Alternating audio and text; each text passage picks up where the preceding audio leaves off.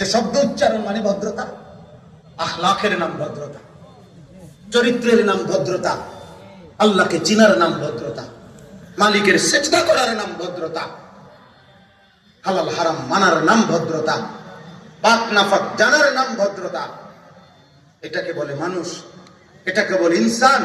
আর হালাল হারাম ছাড়া পাক নাফাক নাই, হালাল হারাম নাই, জায়েজ না জায়েজ নাই।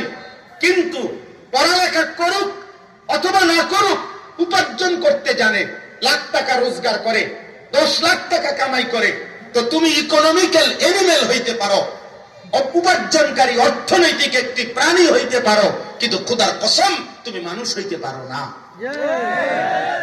মানুষ হইতে পারো।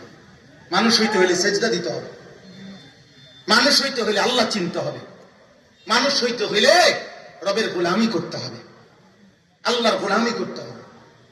আল্লাহ বিহীন মানুষ হয় না, সেজদা বিহীন মানুষ হয় না। উপার্জনকারী প্রাণী হয়, আনআম হয়, চতুষ্প জন্তু হয়, অথবা তার চাইতে নিকৃষ্ট হয়। এটা কোরআনের বর্ণ। আপনার কাছে যদি পদার্থবিজ্ঞান জীববিজ্ঞানের কথা, বাংলা অঙ্ক ইংরেজির বই আর জেনারেল শিক্ষিত ইউরোপিয়ান ব্যক্তিত্ব তারা যদি আপনার কাছে নির্ভরযোগ্য হয়, আমার কাছে আল্লাহর কোরআন তার চাইতে কোটি গুণ বেশি নির্ভরযোগ্য। খালাস, আপনি ওখান থেকে নেন, আমি এখান থেকে নিলাম। আপনি ইউরোপ থেকে নেন, আমি এখান থেকে নিলাম। মুসলমানের যুবক নওজোয়ান, তুমি ওই বেঈমানের থেকে চুলের কাটিং নাও, আমি মদিনার মুহাম্মদ সাল্লাল্লাহু আলাইহি সাল্লাম থেকে চুলের কাটিং নিলাম।